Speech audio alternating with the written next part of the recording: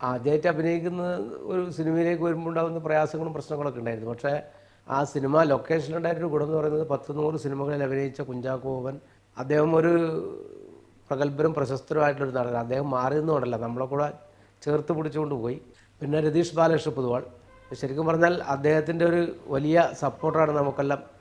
അല്ലെങ്കിൽ ഇത്തരം ഒരു സിനിമ എടുക്കുമ്പോൾ ഒരു പുതിയതായി വരുന്ന ഒരാൾക്ക് ഒരു ഏറ്റവും നല്ലൊരു റോൾ കൊടുക്കുക.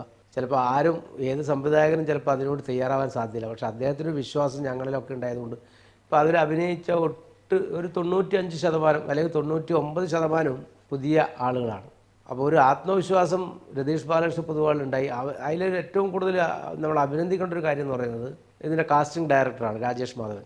ആളുകളെ കാസ്റ്റ് ചെയ്തപ്പോൾ അനിലായാലും അല്ലെങ്കിൽ പിന്നെ രാകേഷ് ആയാലും ഗോകുലായാലും നമ്മളൊക്കെ കണ്ടെത്തി രതീഷ് ബാലകൃഷ്ണ പൊതുവാളിന് വീഡിയോ ഫോട്ടോ ഒക്കെ കൊടുത്ത് എന്നെ ശരിക്കും പറഞ്ഞാൽ കാസ്റ്റ് ചെയ്തത് ഈ ഒരു റോളിനല്ല, ഈ ജഡ്ജിയുടെ റോള് വേറെ നടന്മാരെ വെച്ച് ചെയ്യാൻ വേണ്ടി തീരുമാനിച്ചതായിരുന്നു എനിക്ക് തോന്നുന്നു.